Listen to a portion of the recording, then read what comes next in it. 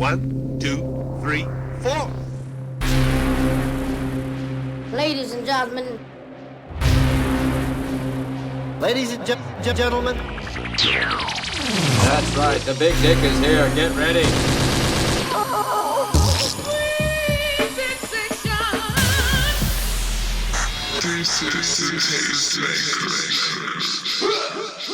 May we start? What's going on, y'all? Welcome back to another Tasty Tuesdays Talk. I'm Zebra, and today on the show, I welcome Pari Roehi. Good job. Forgot your name. Good job. Good job. That's how you pronounce your name? Yes. Pari Roehi. Pari Roehi. Pari Roehi. Or Pari Roehi. There are multiple versions of it. Just in the mood that I am in, you can, like, today's Pari. All right, Pari. Yes. We don't need to enunciate any other vowels. Okay. How are you doing today? I'm good. I'm hot. Hot. Yes. Yes, we get that complaint quite a bit. Yes. But I'm good. I'm good. I'll survive.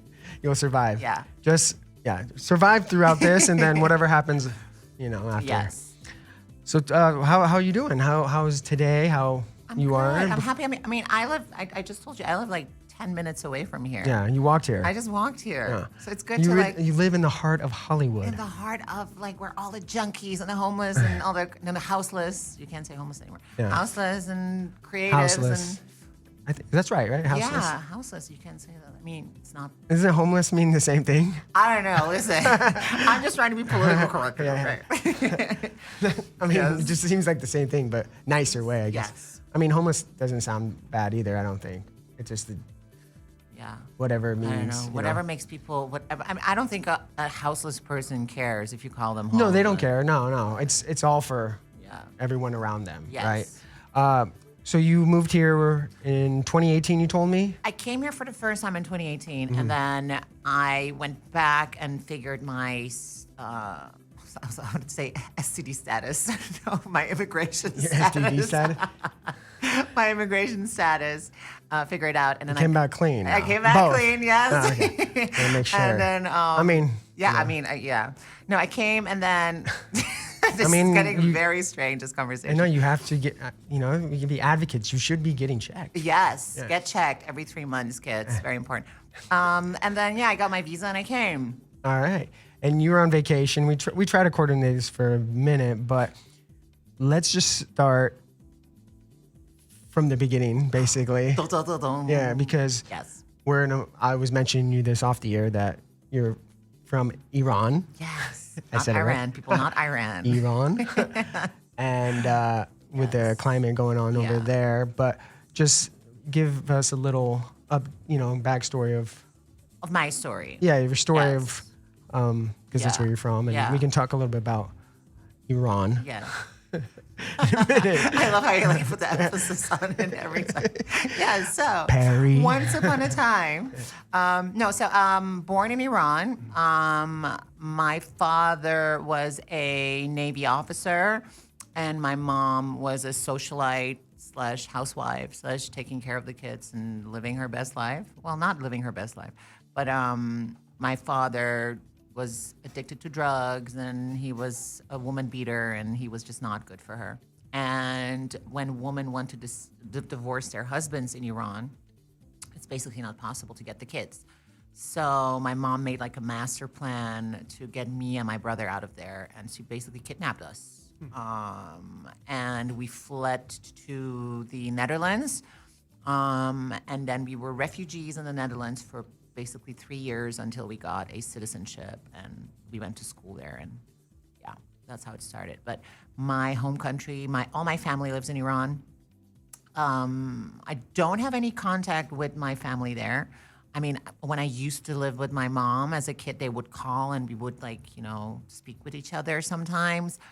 My father I've never seen after we left. My mom got remarried to a Iranian man again. And in the Netherlands. in the Netherlands, yeah. And they have a son together, which is my stepbrother. I have an older brother from my dad, and then my stepbrother from her new husband. And she had him at 48. It's a great, interesting story. So my baby brother is 13 Very now, young, 12. Yeah, he's very young. And yeah, we are like a modern, crazy, interesting, fun family. Do you remember much I remember a lot. That 4 to 7 years, I guess, would be, right? Yeah, I mean, the earliest memories I have is that we used to travel a lot because my father used to. Oh, he would go to different bases? Yeah, different bases. Just like here, Yeah, any branch, right? yeah. And then us officers would like come and like pick us up from kindergarten and stuff like that, and they would like bring us everywhere. I remember like having a lot of people over for parties and dinner parties and social events and stuff, which my mom would always like take care of.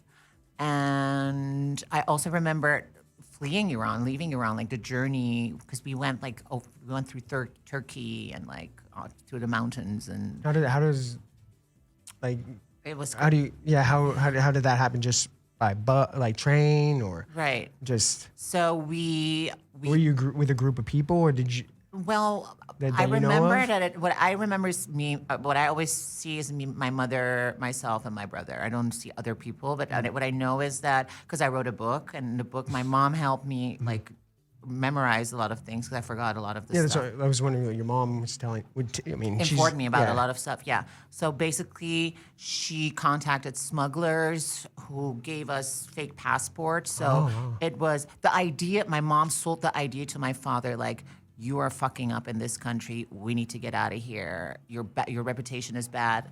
Let me go with the kids first, and then you come.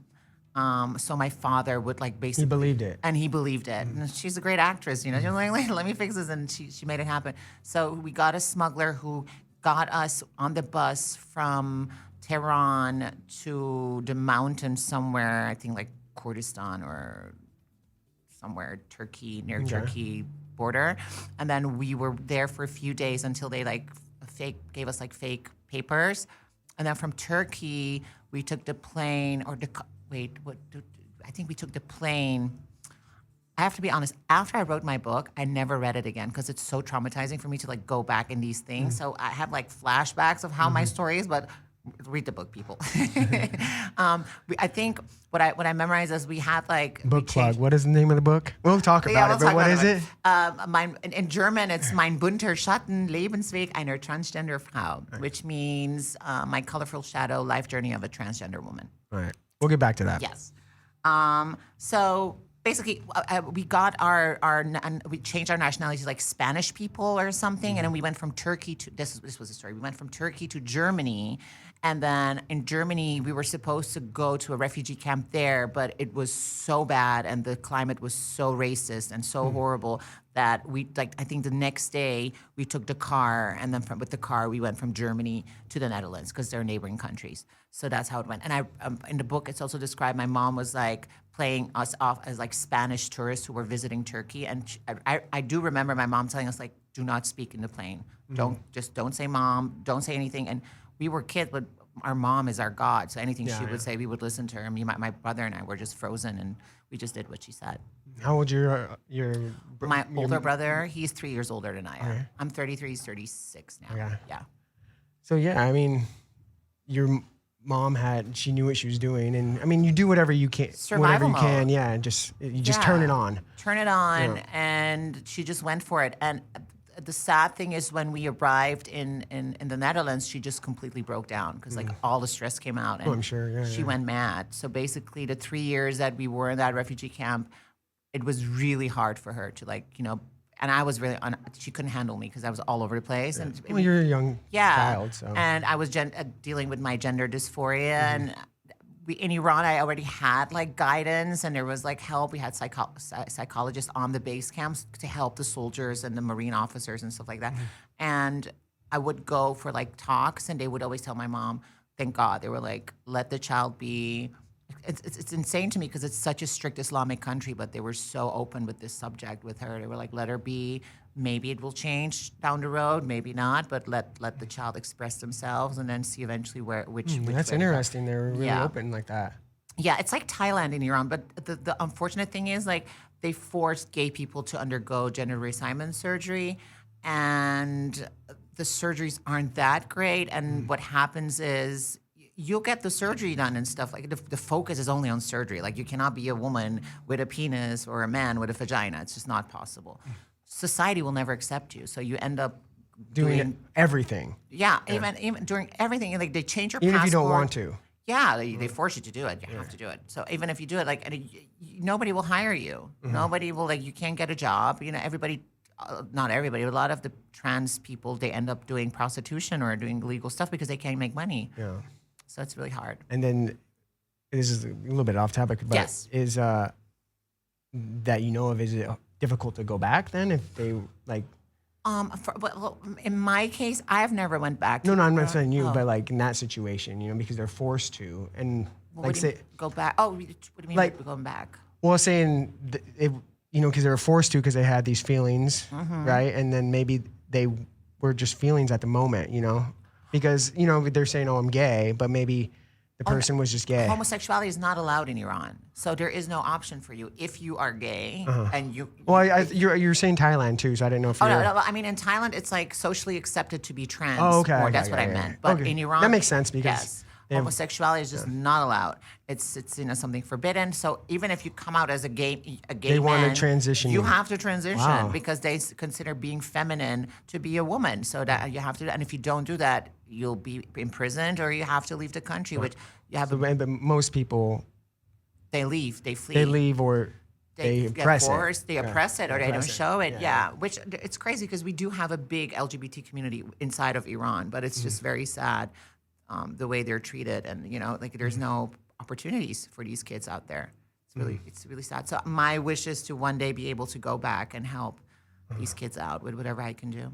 Is your mother in contact with the family over there, or is there any communication? So my mom wasn't allowed to go back to Iran in a very long time. I mean, like 10 years or something. And then because my father basically said she kidnapped my kids.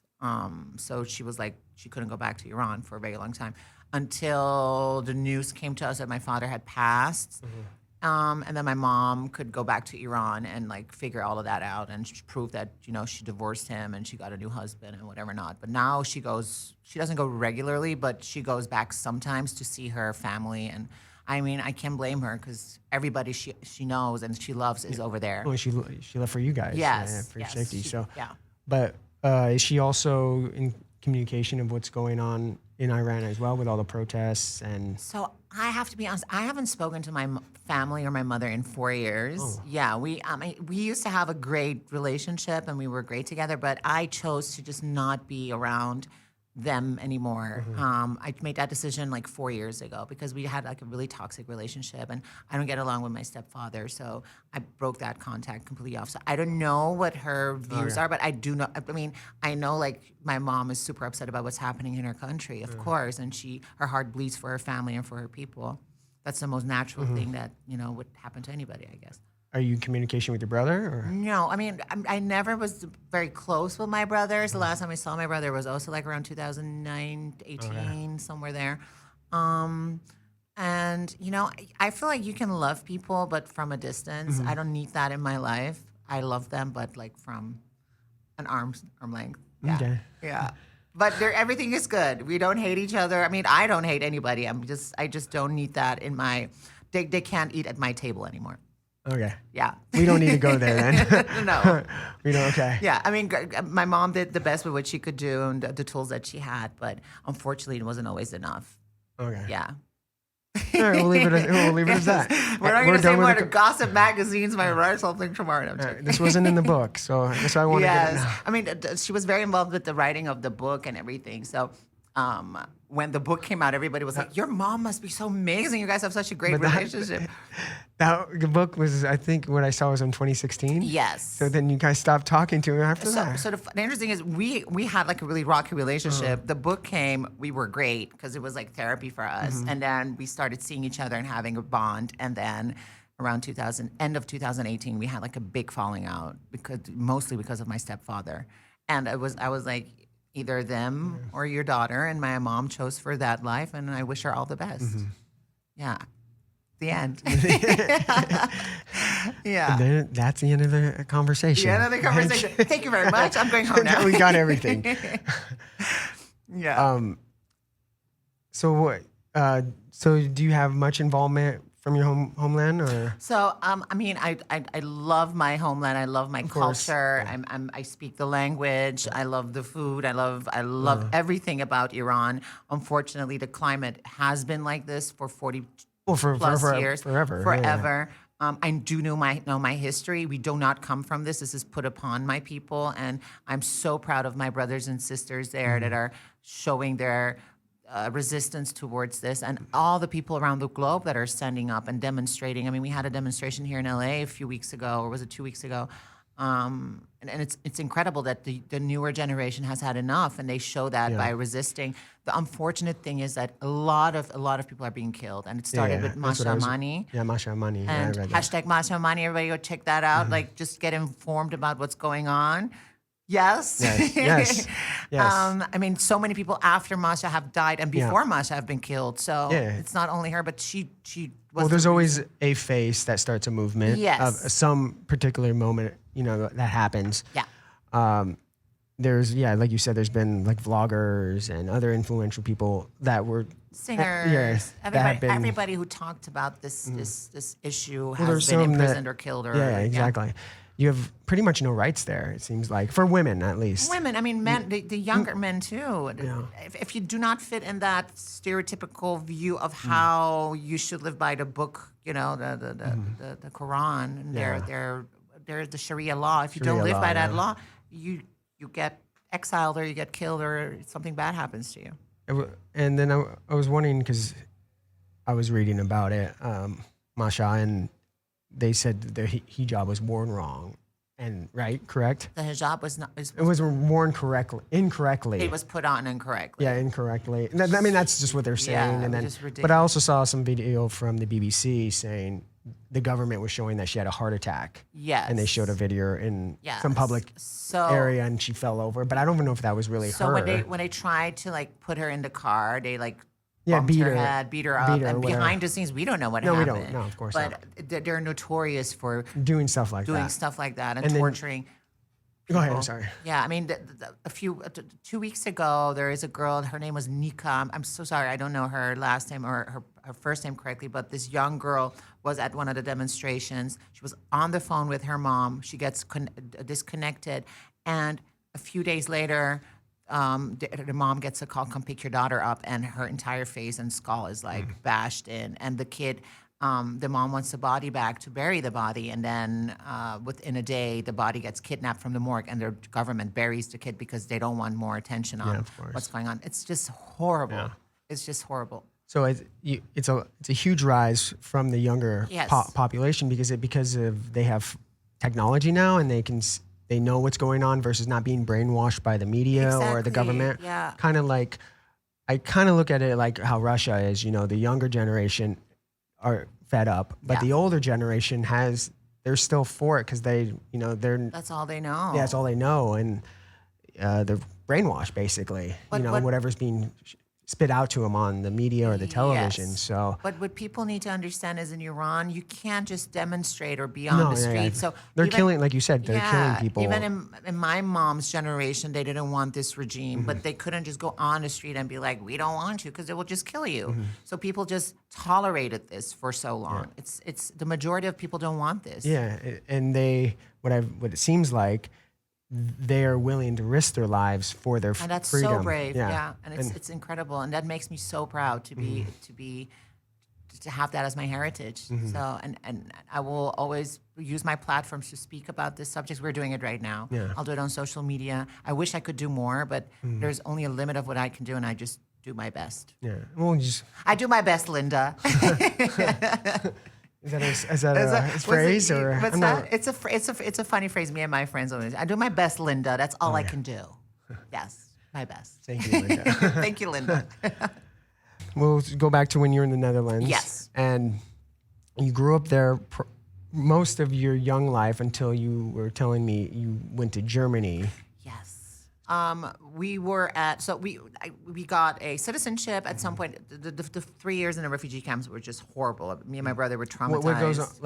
Give us a little example. They put us in an old army base, and men, women, children, all mixed, people from all different places everywhere, from all over the everywhere. world. People who saw war and killings and torture, and we came from, we want to leave my father. You know, we had a very privileged life. So it was, and I say this like sometimes, and people are like laughing. I'm like, the things that I've seen, I can't even describe to you because it was so weird. Like they would give us, we had like a 2x2 room, and the three of us had to be in there. And like at night, you would feel the cockroaches like walking over you, or a woman being raped in these camps, you know, or like, and no door to knock on. And I mean, Europe didn't know what to do with refugees. That was also like a new thing for them. And we came during a time where they were tired of just letting people in, so they were extra strict giving them citizenship. So that's why our case took like 3 years. It was just horrendous. Anyways. 3 years happens, we get the citizenship, and then we get a house, and me and my brother go to school in Beeldhoven in Utrecht. It's like 20 minutes from Amsterdam. Okay. Yes. People know that. Yes. I know People Amsterdam. Shout out to Beeldhoven, yes. 20-minute train ride? Or Train ride, yes. Okay. A 30-minute car ride. It's all the same, I guess. Yeah, In Europe, it's so small. So then... during the time in a refugee camp, my mom didn't have the time to be busy with me and my gender dysphoria. I mean, it was talked about a lot, but nothing really was done until I was 14. And my mom was like, we need to go and talk to somebody because this is not healthy. You're not doing well. And I'd rather have a kid that's alive than a dead child. I didn't bring you all the way here to bury you here. So what was going on from those early years to 14 then? What was... Very unhappy. My mom recalls an incident that I was in the shower, and I was like 6, 7 years old, and I took like nail scissors and I wanted to cut my penis off, which is, it's so weird to say my penis because in my head I never had one, but I don't, like my mom was like, it's so weird because we didn't teach this child what a girl has and what a boy has. Where does this phobia come from? Like it was so deeply within me. And I was just very depressed, and I would like just out that and being angry and upset about everything. I wasn't pleasant to be around, you know. And my mom just had enough at some point, and she could see I was struggling with myself. So her go to was like, let's go to a psychologist, and especially the gender clinic in Amsterdam is well known for helping young kids. They're like one of the earliest clinics in the world that treat children when it comes to gender subjects and stuff like that. So we went there. And then I was just treated. I just would go every month. After school, I would just take the train and just drive to Amsterdam by myself. My mom was like, if you want to do this, you have to do it. I'm not going to hold your hand in this. I will support you, but you go to your appointments. And then there was no talk of having surgeries or anything at that point. What was okay? Yeah, I was going to ask what are these appointments? So I would take the train, would go there, and then you would sit in a room like this with a psychologist, and she would ask you questions about like how do you feel and what is bothering you, and draw this and draw that for me. How do you see yourself? And draw a house or draw a tree. Like they wanted to get in your psyche. And you're how old by this 14. point? You're 14. I just turned 14, 15. It was like around that. Okay. Yeah. So before then, you didn't know what was going on. I was very confused. Very confused, very upset. Were you on any medication? Nothing yet. No, I was very androgynous. Well, I'm just saying medication maybe for hormones or anything. Or like no, depression or... No. Nothing like that. I don't know how early they start, so... No, I don't think that. You don't get I don't think you get... Well, nowadays, I feel like... I don't know. I have no idea for that subject. I remember we had a moment where they were like, shall we give this kid hormone blockers? And my mom was like, we're not doing this. Because, again, in her back of her head, she was like, if she decides to change her mind... I don't want her to be like blaming me for like. So they were already down to do that before they even talked to you. No, I was talking during that process of talking, because from 14 till 16 there was just talking, and I was sick of the talking. I was just like, can we get to it? Okay, so it was extensive therapy, like psychiatric therapy for 2 years, just to make be sure. Intense every month, and you could not. Are we there? I lost you for a second. It was intense every day, and I was just tired of it. So I got really suicidal from that, because I was like, they're just stretching, and they know what my problem is, and I'm explaining myself, and nobody's listening to me. And then at 16, so they denied me the hormone blockers because my mom didn't want me to have those, which would have saved me a lot of misery later on in life, because I had to correct all the things that puberty did to me. You know, the male features, which I had to correct by having plastic surgery done to fix those things, which is, you know, rather not. Who wants to do all that shit? Yeah. Not me. So yeah, at 16, you go and they go in front of a board of like psychologists and plastic surgeons or whatever, and they go, okay, are we going to give this kid green light, orange light, or red light? Green light means yes for hormone therapy. Orange is like, no, she needs a little bit more time. Red light is no, she's not a trans human. Maybe she's non-binary. Maybe there's something else going on here. This is not the path for this child. So I got the green light. Obviously, I mean, they were like, okay, we're gonna fix this has to happen. And it just like my whole mentality just changed. I just felt so much more comfortable with myself, and everything just looked way better in life for me. You know, Once you started taking hormones, I felt hurt for the first time. I was like, okay, this is it. Also, the funny story. The way things went for me, I always say this as a joke. I'm like, my mom, just like the typical Persian mom, she at some point I was 14 and she just stormed in my room and she just started screaming like, I'm tired of this shit. We need to go and talk to somebody. This is not okay. And like her braveness in this helped me a lot because she pushed me to, get the help that I needed. Because I was just fucking around. I was just not, I didn't know what trans was or like, I mean, you're a kid. So, I mean, and that was a totally different time than now. Yeah, it's totally different. You had Jerry Springer. Those were the girls that we saw. Those were like our role models. We didn't have anybody on TV talking about these Exactly. kind of things. There's no information. But my good thing was my mom had a neighbor back when she was younger, and this girl was trans, and she got married to a very wealthy husband, and she turned out very well. So my mom always had that vision for me. So she was like, okay, trans.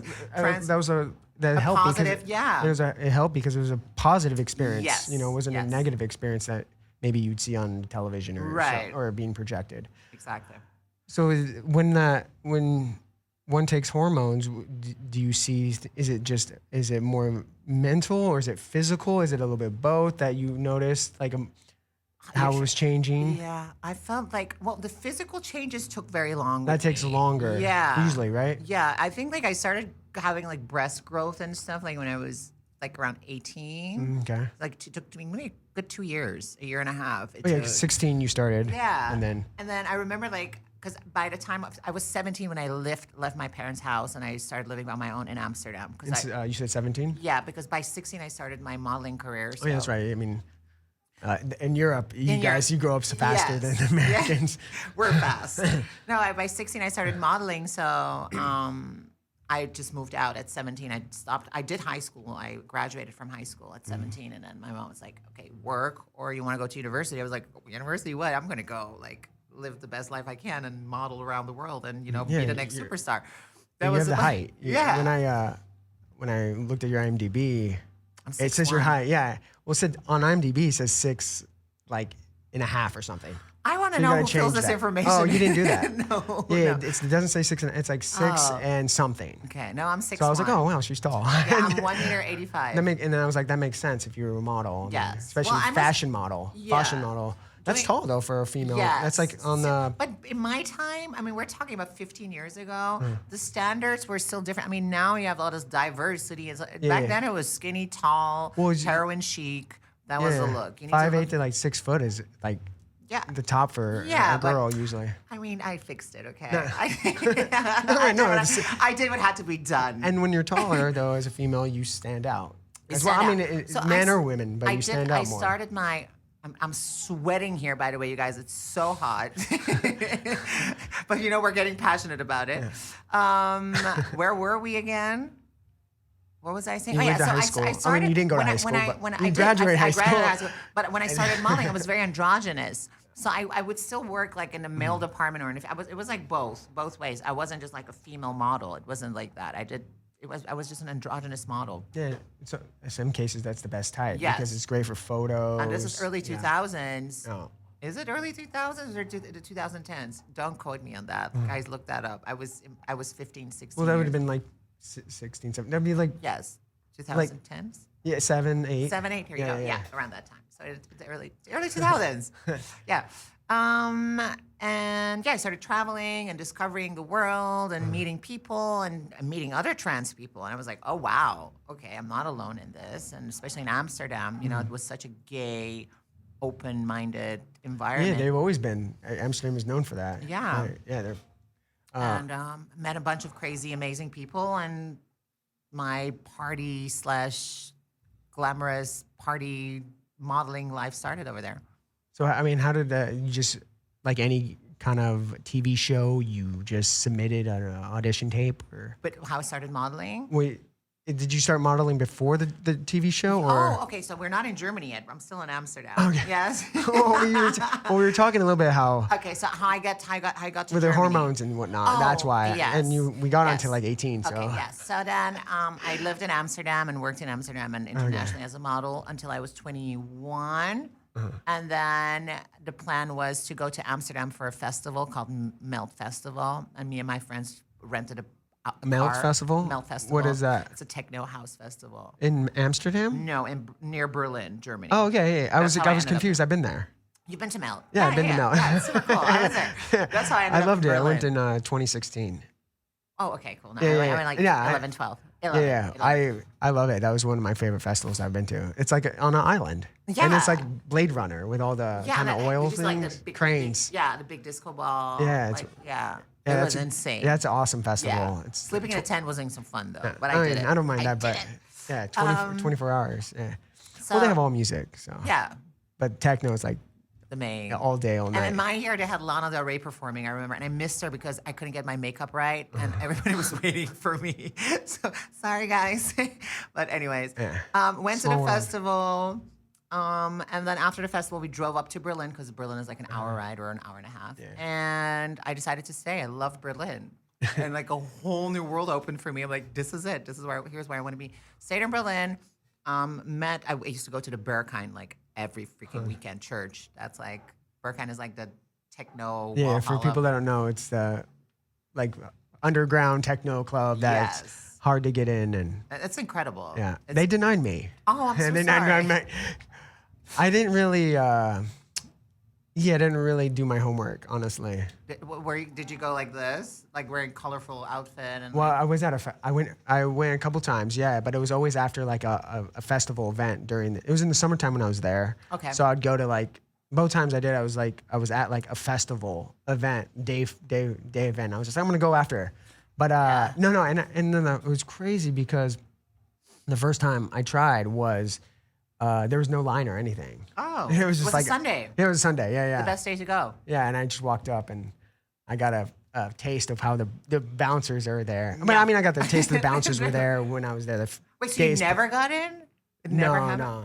Oh, I'm But so it's okay. sorry. Okay, I'll take you next Yeah, time. yeah. So yeah, people that don't know, Yeah. Berghain, Berghain is iconic techno club. Go. I mean, Yeah. Paris Hilton. I heard Paris got rejected there too a few times. So Oh, I'm sure. I mean, yeah, Gaga. I've seen Gaga there. Oh yeah. Partied with her, and then she also had like her album release party there once. I mean, How does that happen? she's Lady Gaga. I know. Come on. I know. Yeah. I thought they said no VIP treatment. no, but she comes as Stephanie. She doesn't come like all dolled okay. up. You know, she just comes in her like t-shirt and jeans, and you won't recognize her. In black. Yeah, and this is like before she was like Lady Gaga. Oh, She yeah, was, that's like, right. This you is, know, yeah. the early 2010s. Yeah. So anyway, so went to there, and then I met my ex-boyfriend, which I ended up being with for many years before coming to LA. And I remember we moved in together like a month after we met each other. It was like love at first sight. Cannot live without you kind of love. And we moved in. It was young and fresh and fun, and in this little studio. And I used to watch this TV show called Germany's Next Top Models by Heidi Klum. And I remember Heidi Klum was the Heidi host? Klum is the yeah. course. And I remember watching Tyra's version of America's back in Europe always, and I was like, hey, if they can do this, I can do this. And then I saw Isis King, who was the first trans model who was on the American version, and she killed it, and she was amazing and brilliant. And I was like, okay, I'm gonna do this. I'm just gonna fucking apply for this show. I'm gonna do this because this modeling thing is fun, but I want to do TV. This is my next thing in life, and this is gonna be like Top Model can help you like evolve your career. Oh yeah. It's So I did an audition, and I went in there. I mean, I wrote my story down for them, and they invited me to the first audition. And then I went in. I was so nervous. And they were like, okay. I was like in a room with like 15, 20 girls, 15 girls. And then they were like, okay, everybody can leave. Pari, you stay. You know, it was like, and they asked me a bunch of questions, took me to another room and a camera, and like I was talking to the journalists and everything. And then they were like, okay, we'll call you back. And then I got invited to like do the live audition on TV, and that's how it all started. Nice. And I did my first audition. I was nervous as hell. I didn't speak a word German. Wow, and you speak fluently now. Yeah, it was just like How long did you live there? 7 years. 7 years, yeah. It was very uncomfortable. I learned German like in a year. After the show, I was like, I need Well, you to. already spoke English. Yeah, I spoke English, French, then German came later, and Farsi and Dutch. Oh, see, yeah, just it's easy. Yeah, you know, the cities you live in and you work in, that's where you like pick up the languages. Well, but then it's easier for someone that's lingual that you can pick up languages even quicker. Yeah. It just seems like that you meet people around the world that are like that. I know, They yeah. think just, now I'm going to learn the Cantonese maybe, or something. Well, I mean, noticing like if you move into a country and you want to be successful, not unfortunately, but a lot of times people will have more respect and love for you if you if you try to. at least. Yeah, and my trying turned out well, and I learned the language. I was like, I'm not gonna just halfway. Let's just go for it. Yeah, and it's interesting when there's people that work in other countries. I mean, obviously, say they don't need to learn the language because whatever the company. Yeah. But it's just weird how there's no effort to even learn the language. Yeah, like make an I'm effort, like, people. you're like there. You might as well. I mean, Yeah. you probably will pick it up pretty fast. The Germans love that. They will call you like sympathisch. You're very simpatical. Like they're like, oh, that's so sweet. Like you try. It's cute. And I have like a horrible Dutch accent when I talk German, but they love it. And it worked out for me. So I did top model. I didn't even get that far on the show. They boot me out because they got the story. The trans story was interesting. They milked it out. And I was too old. I was like 25 by then. And all the girls were like 19, 18. And I didn't get into fights and the bitchiness and stuff. And I was like the mama. You're boring. Yeah, they're like, boring. get out. It's television. Yeah. Reality television. Yeah, I didn't want to do that. I wanted to do actual television. Reality was not the goal back then. And But then it's kickstart. it was a kickstart, and I used it to my advantage. So I got off the show. I was like on the cover of Bild, which is like Time magazine. Not Time magazine. It's a bad comparison, but it's a big magazine in Germany. What type of magazine is it? It's Bild. It's like Is it a it's like a fashion magazine? No, or? Bild. It's like a newspaper. It's a paper. Oh, it's a paper. It's a paper, and you have like entertainment, daily stuff, like everything, politics, and I was And like it comes out every day? every day, and I was like on the cover of it, and it said like "Clue model used to be a man." I mean, they didn't have any words to like talk about trans people in the media because we were always ridiculed and joked about. Yeah. So when I saw that, I mean, my heart broke. I'm like, they think I'm a man. They saw me in my bikini, like out of where man? Like I was, and back then, very like stupid of me also just thinking like I have a vagina, I'm a woman, I'm not a man. This is the way we thought. Nobody taught us about non-binary and like what I said earlier, like a vagina doesn't mean you're a woman. A penis doesn't mean you're a man. Like we weren't educated like that. This came with the years, people. You learn, you live and you learn. Even for trans people from that generation and from that time, not everybody was like open and Oh, of woke, course not. You know? I mean, how could you? I mean, Yeah. there's so much. But then it became my mission to educate people about how to speak to us and how to respect us. And it was during that time where Laverne Cox did Orange is the New Black, remember? So she was like paving the fucking way. And I was like, this is it. I want to be the Laverne of Europe. Show them what I got. And I did pretty okay, I think. And it just was a kickstart to my career over there. So you were doing a little bit of television? A lot of talk shows and interviews, and then a book came. I did a book tour, and trying to like be taken more serious and like going on political TV shows and talking about trans subjects. But we changed a lot, and I feel like we got a lot of respect for the community out of it. But I never got like the opportunity to start doing what I wanted to do, and it was like hosting and acting and being on TV because it was just too early. It wasn't the time yet in Europe. I feel like America was always a step in front of us, and we were behind over there. With that stuff. I guess so. Would you think so still, or? Yeah, I mean, yeah, still. I mean, now they're catching up, but America has always been like a step in front of us with like having trans people represented on TV. So several years ago, you're talking about that. Yeah. Okay. This is like the 2010s, and we're talking now about like 6-7 years ago. Yeah. Okay, that makes sense. Yeah, we are ahead of that. I think maybe you can... Law-wise, if you see like what they're doing with abortion laws right now and the don't say gay law and all these horrible things they're doing to trans kids in sports and stuff like that in America. I mean, it's so sad and it's horrible. But how is it over in other countries? We don't have, I mean, in Europe, it's not that trans kids can participate in girls' sports or trans boys can go and grow. Like it's not like that. The people are way more informed now, and I feel like it's because Europe is, or especially the Netherlands where I'm from, it's a very social country, so we don't have like the same mentality as like Americans have in a lot of ways. So it's way more liberal, and we don't go by like religion. It's in America. It's like in the southern states, especially the church and the Bible and the Bible Belt area. You know, people like think in those. Yeah. You know, you're gonna burn in hell. Yeah. You can sleep with your cousin, but you cannot be trans. You know, yeah, you have that religion, but. You could say on the extreme level, like in Iran, you know? Yes, that's exactly. And very, very extreme level. Absolutely, so there's different extremities, I guess, and different levels of it. Which I must say, Europe is becoming more conservative than it has ever been. Because if I hear stories about how the 80s and the 70s and the 60s were back in Holland and in Germany, I mean, wow. And now we're like, I mean, so much violence against gay people and LGBT, the LGBT community is happening like in Europe. It was interesting because I remember like, growing up, I would think, Europe is so more open-minded. But when I visited there first time, probably like it was in 2007, it didn't seem that way at all when I was there. And we'll give another example. We had I had a guest on here a couple years ago, and he was from Austria, and he's like, I love America because I can wear whatever I want, be whatever I want.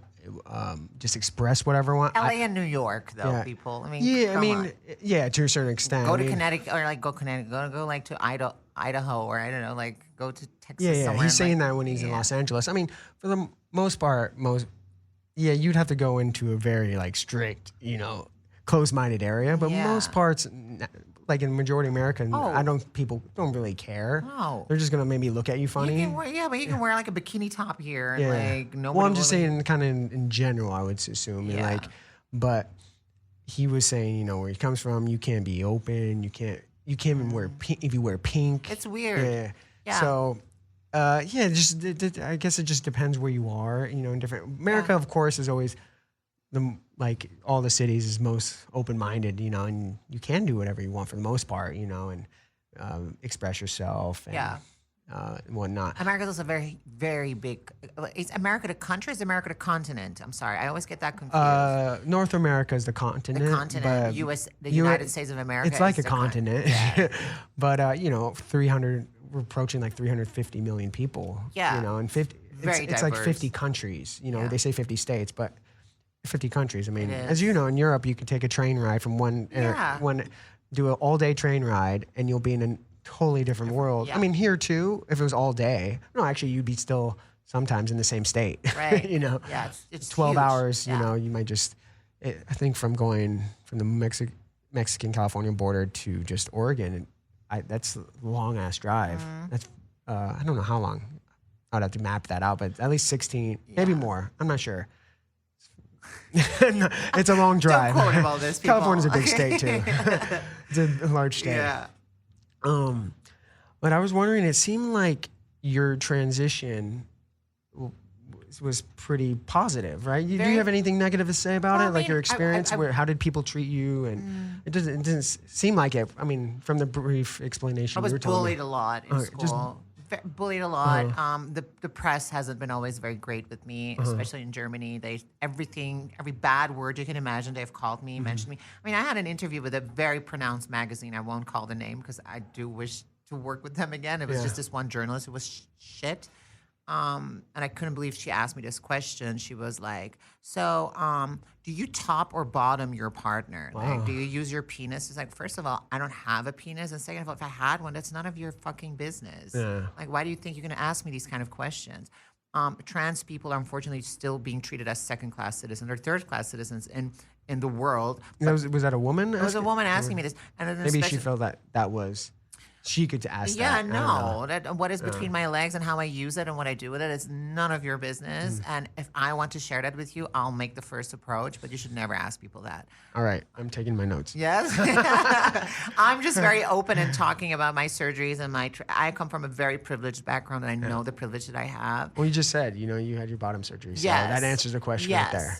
I have a vagina, a neo vagina, which doesn't change anything. It doesn't mean that I'm better than anybody else, or I'm more woman than another But trans woman. you wanted to do that because that's what you wanted to do. Yeah, ultimately, in the that end, was right? my goal in life, and this is the person that I see myself as, and I'm comfortable in my skin this way. Yeah, but I am not the role model or the statue for all trans people in the world. Yeah, I'm because just sharing we're all my human beings, experiences. right? Yeah. And everyone's going to want to do a different length of it or transformation, basically, Yes. right? We're all human beings, and everyone's going to think something different. Right. We're not all the same. So We're not all the same. Some are. No, we're not. I just wanted to be funny there. No, you're Okay. right. Yeah, no, it's okay. Humor's good.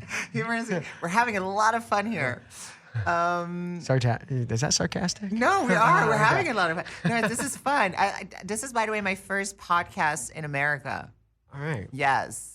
So proud of myself and of Awesome. you and of us for doing this. It's so cool. Yeah. Well, I'm happy. Thank we you got for having together. me. Yeah, It was, I mean, we tried to fix this in January, and now we're sitting here. Yeah. And it's like October now. Yeah. Yeah. Like I was telling you, you're sweating now. It would have been even hotter. If I came in July. July, yeah, Yeah. because we tried to do it then too, but. Yeah.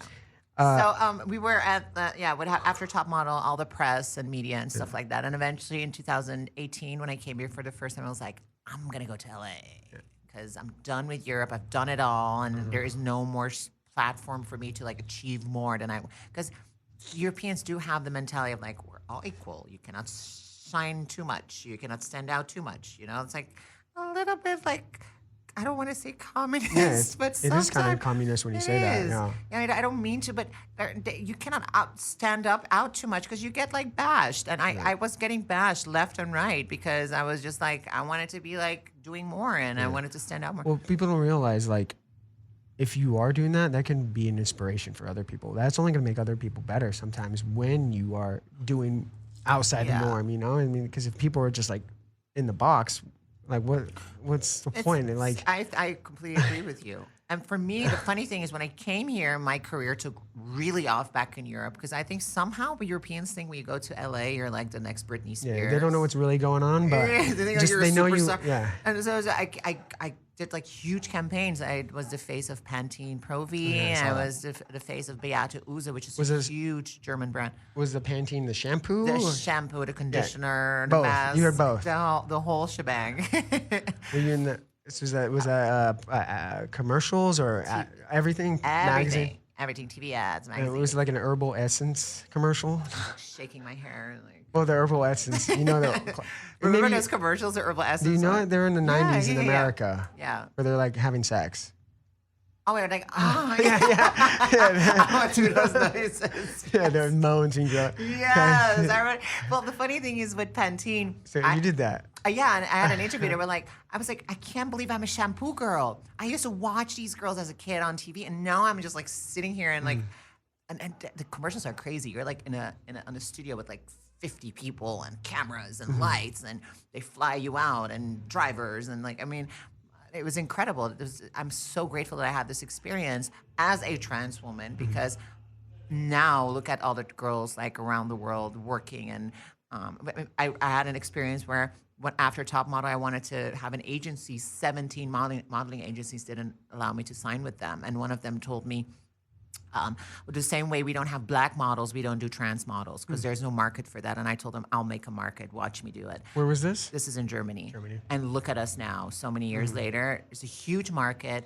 All the girls are thriving. Yeah. Not all the girls. A lot of the girls are thriving. And we're trying to raise more awareness and get everybody on board, especially within the industry. Well, I am. I'm always trying to get somebody on board. I mean, I haven't had that experience here yet. The girls haven't been the most amazing, supportive. In the trans community? Yeah, here, unfortunately, it's very too competitive. Oh, that's what I said. So competitive. Well, that's maybe you've been here a few years now, but yeah.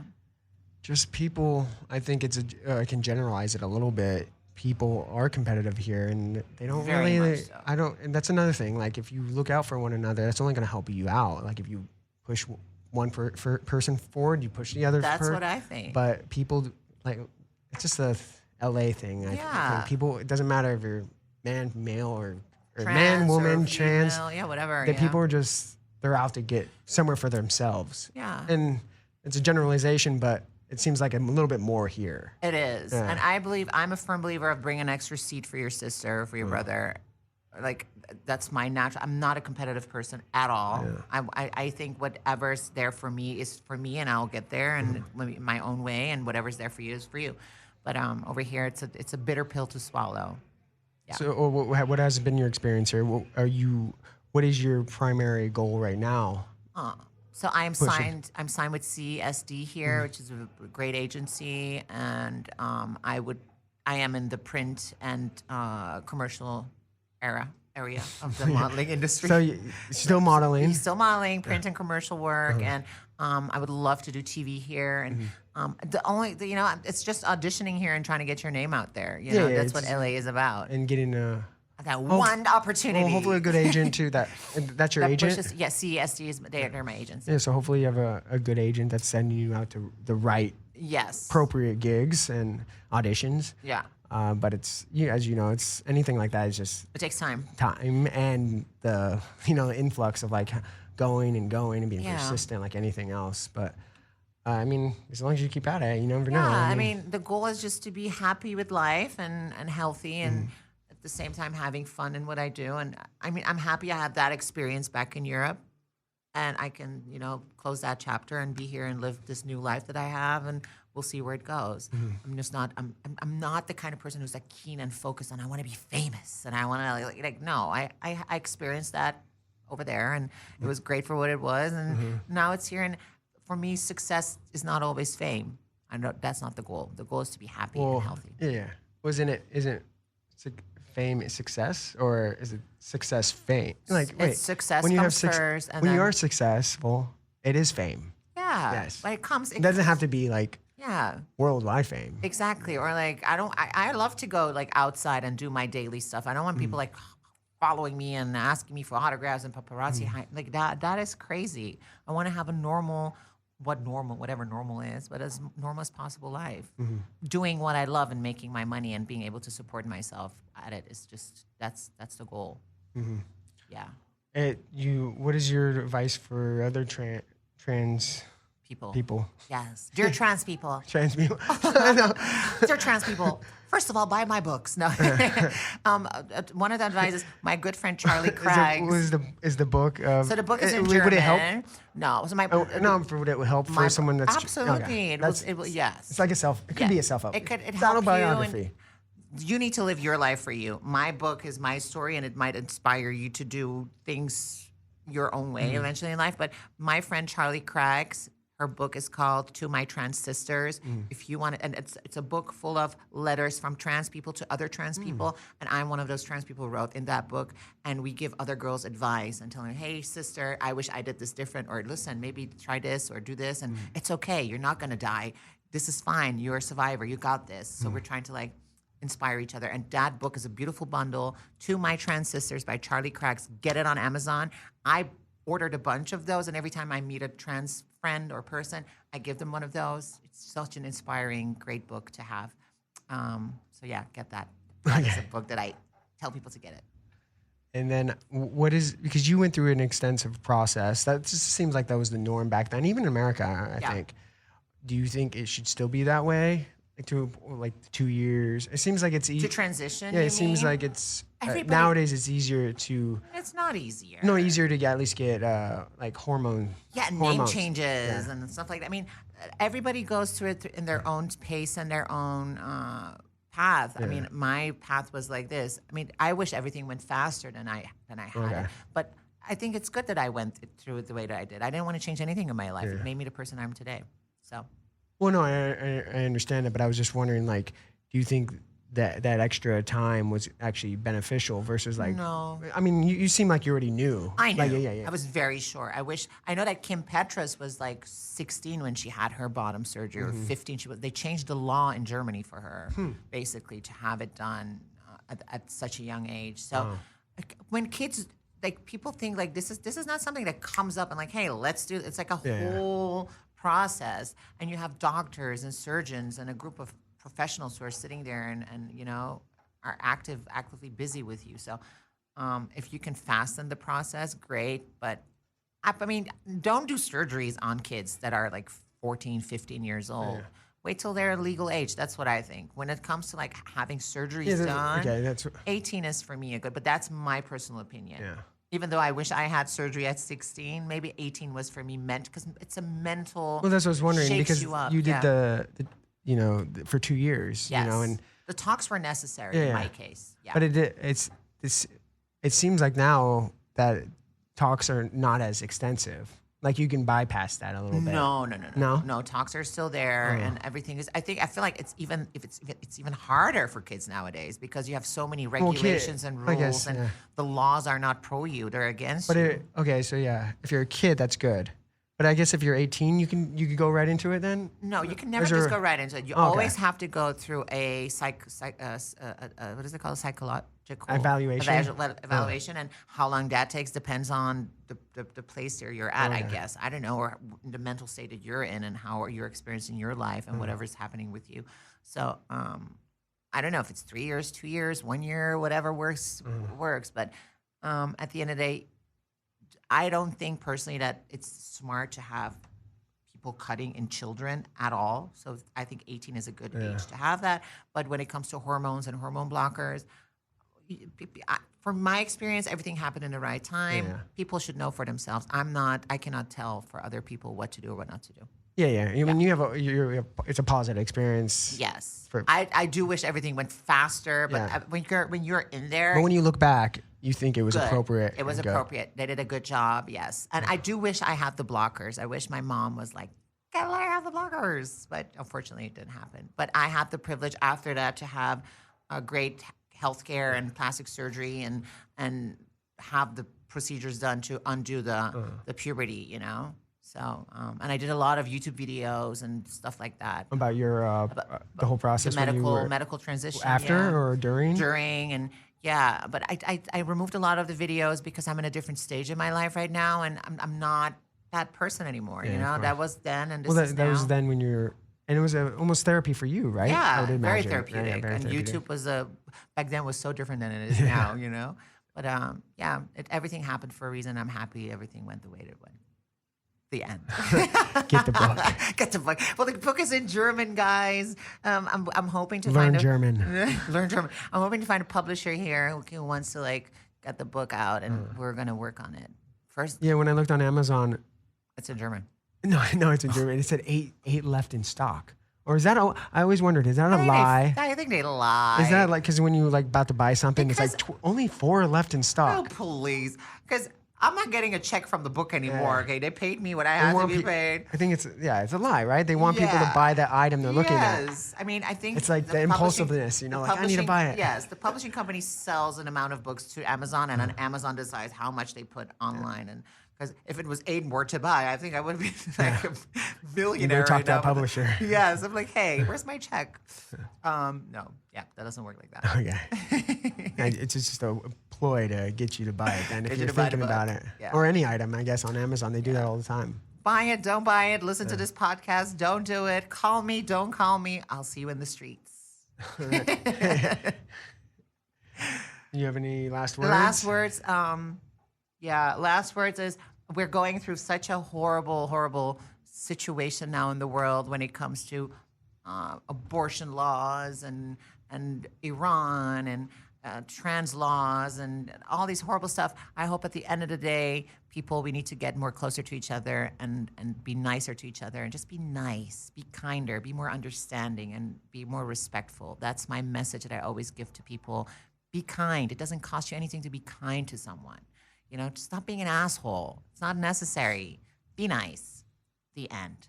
Yes. That is, we preach on that one every day, all day. Thank you for having me. All right. Thank you for coming in. Pari Pari. Roehi. Yes. Thank you. Thank you.